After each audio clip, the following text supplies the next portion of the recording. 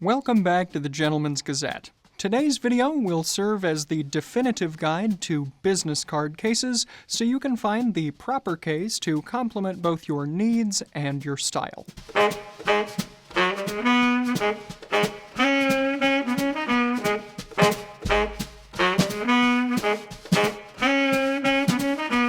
In many ways, today's video is just as much about business cards as it is about business card cases. After all, to those you meet, your card is your company's introduction to the world, and it reveals more than just contact info. In essence, the condition of your card also says something about you. To put it even more simply, compare this to this. As you can see, well-cared-for business cards in a quality case will make a much better first impression. We'll go so far as to say that if you have business cards, then you should be carrying a business card case. But which case is best for you? We're going to find out in today's definitive guide to business card cases, but first... let's see Paul Allen's card. No, Patrick, but first let's look at the history of the business card case. One more brief note here, today's video is another installment in our definitive guide series, and you can find the full playlist for the series here. Business cards evolved from calling cards, which were commonly used in the 18th, 19th, and early 20th centuries. Among some members of society, especially the wealthy and aristocrats, guests would be greeted at the door by servants, not by the owners of the property. Visitors therefore needed to identify themselves through this intermediary, so they would present a calling card.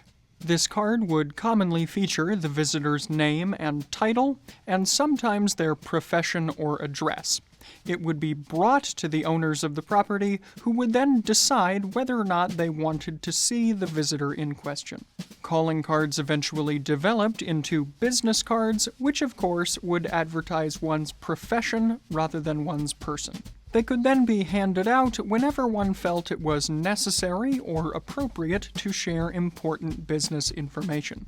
Because in both of these cases, impressions were so critical then, both visitors with calling cards and businessmen with business cards figured out just how useful a good card case could be.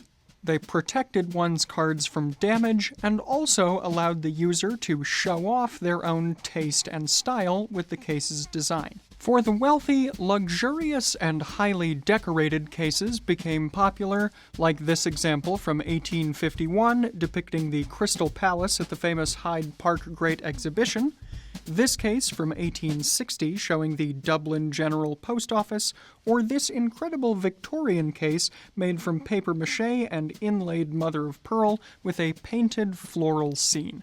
Indeed, we salute the Victorians for taking their card cases so seriously. As the 20th century progressed, calling cards fell out of favor, but business cards remained essential as a way to share business and contact information. Therefore, business card cases remained popular among discerning businessmen. After all, if you're going to all the trouble of engraving cards that have subtle off-white coloring, tasteful thickness, and even a watermark, you'll want to keep them well preserved. It should be no surprise, by the way, that we've made ample reference to that scene, and don't worry, it will be back later. As with many aspects of style in the late 20th century, however, pursuit of the cheap and easy led to an overall decline in the production of quality card cases. Where once cases had predominantly been made from leather or precious metals, now cases were more commonly and cheaply made from plastics. More men also started abandoning card cases in the late 20th century, instead trying to fit their cards into already overstuffed wallets or carrying them loosely in their pockets. And even today, despite the prominence of digital business, business cards and card cases remain the most professional and stylish way to exchange information. After all, have you ever seen a gaggle of people standing around in an awkward circle trying to exchange phone numbers at a conference or convention? It's decidedly not a good look. But of course, there's nothing stylish about a business card that's crumpled or stained because of a lack of care and protection. So let's turn our attention to business card case types with an emphasis on cases that guard your card while also looking great. And to make this examination as useful as possible, we'll start here with types of cases that you should avoid. First here would be slash cases, which don't fully protect your business cards. And after all, if your cards can still get damaged while they're in the case, what's the point? Next would be trendy or extremely modern designs, which not only don't fit into the classic style aesthetic, but also, because they are so modern, may feature designs that haven't been very rigorously tested, and so could potentially lead to more card damage over time. Mechanical or spring-loaded cases that extend or even launch your cards are not only gimmicky, but also come off as juvenile. And finally here, novelty or custom cases may be acceptable if you're in a particularly creative field, but they can come off as cheesy in most other settings. If you've noticed a trend here among these types to avoid, it's just that, trendiness. As we've already mentioned, cards and card cases have been around for centuries. So, to stick to some tried and true examples of quality, let's take a look at types you'll want to consider. First up here is the slip case, which is the slimmest option that's going to be available. The slipcase offers an extremely minimal profile, but at the cost of storage space and some convenience. If you typically find yourself only carrying a dozen or so cards, this may be a good choice for you, depending on the thickness of said cards. Otherwise, you'll probably be refilling a case like this fairly constantly, and you may run out on busy occasions. Depending on the design, they may also leave portions of the card exposed, and thus aren't really much of an improvement over the slash cases we mentioned before. They also tend to be constrictive, which can make accessing your cards difficult at times. For a bit more added room, then, consider what's usually called the simple case. Fittingly, these cases are simple and easy to use, but they offer little organization. At a busy conference or meeting, then, there is the potential to mix up your cards with the cards you receive from others. The Bifold case keeps cards separated in different compartments, which can solve this problem, but storage space can vary. We'd note here that exposing even a fraction of your cards can lead to staining over time as grime from your pockets gets into the bifold. Some bifold cases will offer a protective flap to mitigate this, but it usually isn't a complete seal. With bifolds then, as with some other designs we've already mentioned, the price you pay for the slim and elegant profile is reduced protection for your cards. Speaking of bifolds, wallets and billfolds are sometimes repurposed as dedicated business card cases, but because they weren't designed for this purpose, they tend to be bulky or otherwise unwieldy. If, however, you are in the market for a quality wallet used for its intended purpose, you can find our guide to wallets here. But when it comes to business cards, you do want something that's purpose-built. That's why we strongly recommend what's commonly known as the rigid case. The rigid case provides total protection for your cards, also with ample storage. The best examples will also have pockets to securely separate and hold your cards and those you might receive. And contrary to what you might assume, well-made cases won't add too much bulk. So, unless you need something very particular in your card case, like for it to be collapsible or extremely thin, we think that a rigid, pocketed case is the best choice for most men. But not all business card cases are created equal, so let's now turn to what makes a quality card case. For durability, functionality, and styling, the materials that go into your card case are extremely important.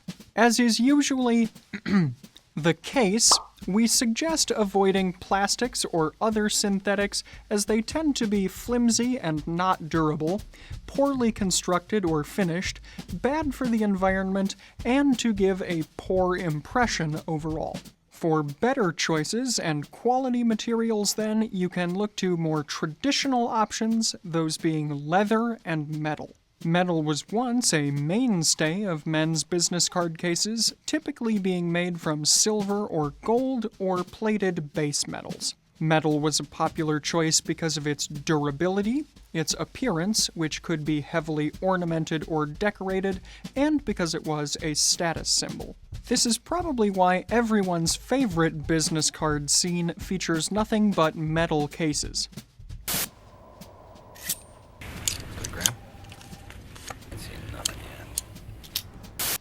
See, we told you it would be back. Note, though, that all metal cases can be on the heavy side, and they can also leave an unsightly bulge that will ruin the clean lines of your outfit. Many also have sharp corners, which could damage the fabrics in your outfit, and even rounded corners can sometimes be enough to leave an indentation over time. They may or may not have pockets, and if they do, those pockets must be tight in order to keep the cards securely in place and avoid having them rattling around inside the case. Unless, of course, you find yourself in the mood for a maraca solo, that is.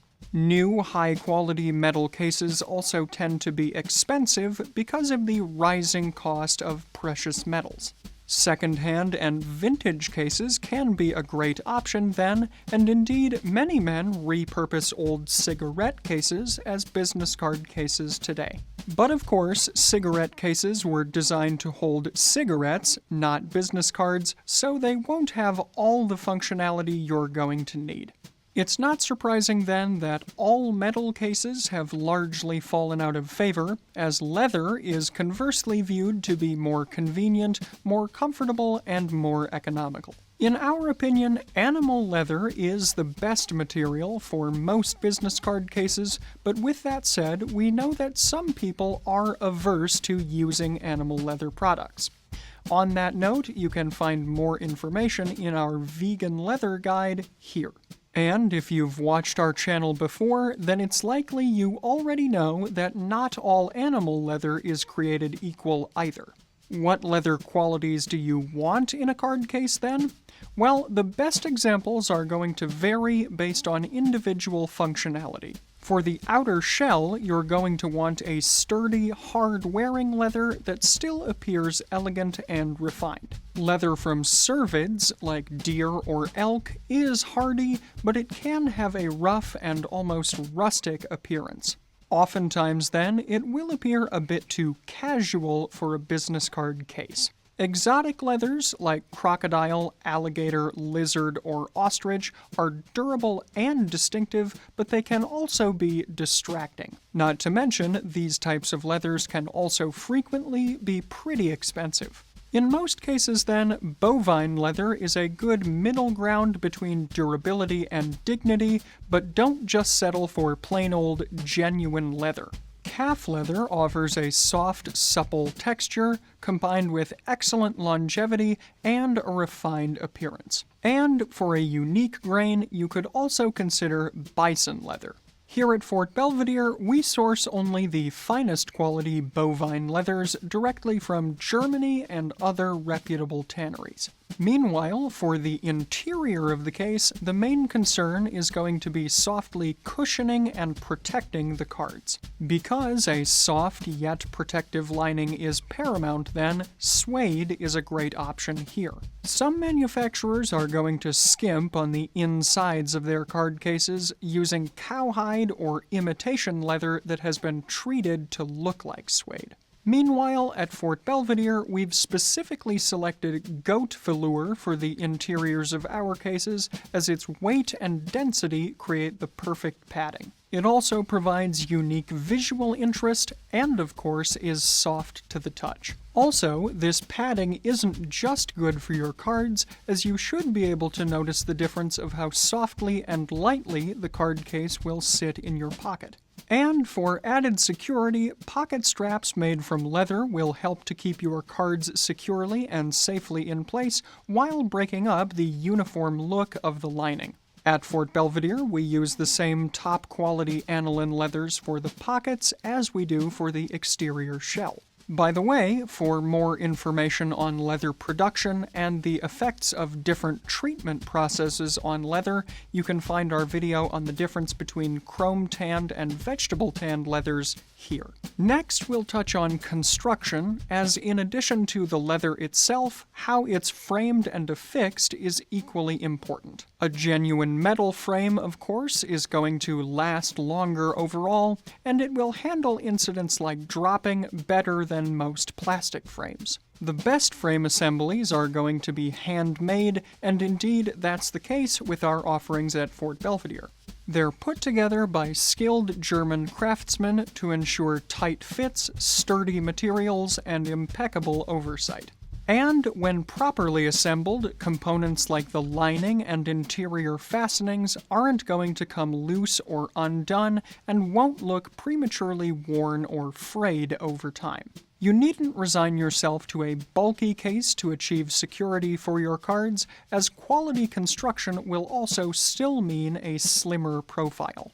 Well-made cases, then, are designed for maximal volume with minimal mass. This was a major factor for Raphael when he designed our Fort Belvedere card cases, which are engineered to slip effortlessly into a jacket or trouser pocket and not leave any unsightly lines or bulges. After all, you don't want someone asking, "Are you going to offer me your business card, or are you just happy to see me?" Finally here, your cards aren't going to do you much good if they're stuck in your case or otherwise difficult to access. Quality workmanship will usually ensure a quality clasp, but for the best possible results, go for a clasp design that requires only one hand to open. Again, our Fort Belvedere cases will allow you to seamlessly open your case with one hand and collect your card with the other. You're going to be best served by a case with a more formal exterior in terms of styling, one that will fit a variety of dress codes and occasions, because after all, you never know quite when you're going to want to exchange business cards. Therefore, we'd recommend that you go with classic leather colors like oxblood, dark brown, whiskey brown, and black. All of these are timeless choices, and you can add unique personality with details like a contrasting interior lining or stitching in colors like green, blue, or red as examples. This way, you'll draw attention to your card as you're drawing it out, and also set yourself apart as a stylish sartorialist. On that note, if you'd like some ideas on how to pick the perfect colors for your wardrobe and ensembles, you can find our video on using the color wheel here. When it comes to cost, as with most things, you're generally going to get what you pay for. New all-metal cases can easily cost hundreds of dollars, depending on whether gold or silver are used and how much of them are used. Again, though, vintage or used models can often be found for under $100. Meanwhile, for quality leather, you can typically expect to spend between $125 and $200 for a new case, depending on its size and the quality of the leather in question. So, we hope that our guide will help you to find a business card case that suits both your needs and your style.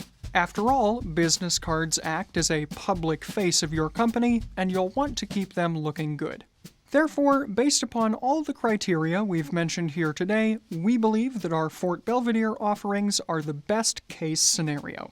In today's video, I'm wearing a formal, business-appropriate outfit that's based around the colors of my own personal Fort Belvedere business card case.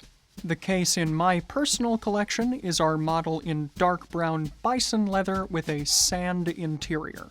As such, I'm wearing a two-piece suit in dark brown that features a subtle pinstripe of alternating tan and light blue.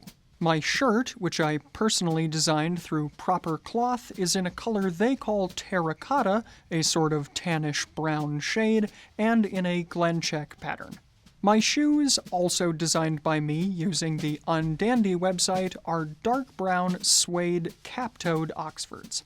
The remainder of my accessories today come from Fort Belvedere, and we'll start with my shoelaces, which are in a caramel color, and my socks, which are our two-toned shadow striped models, also in caramel and dark burgundy.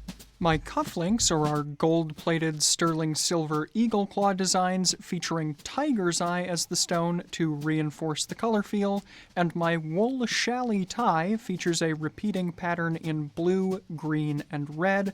Its base is sunflower yellow. My pocket square is in a silk wool blend in a color we're calling antique gold ochre, and it features medallions in beige, red, and blue with a cream contrast edge. Finally, the boutonniere I'm wearing is a yellow buttercup to also reinforce the overall color feel of the outfit. For all of the Fort Belvedere accessories I'm wearing in today's video, and of course for our range of business card cases, you can take a look at the Fort Belvedere shop here.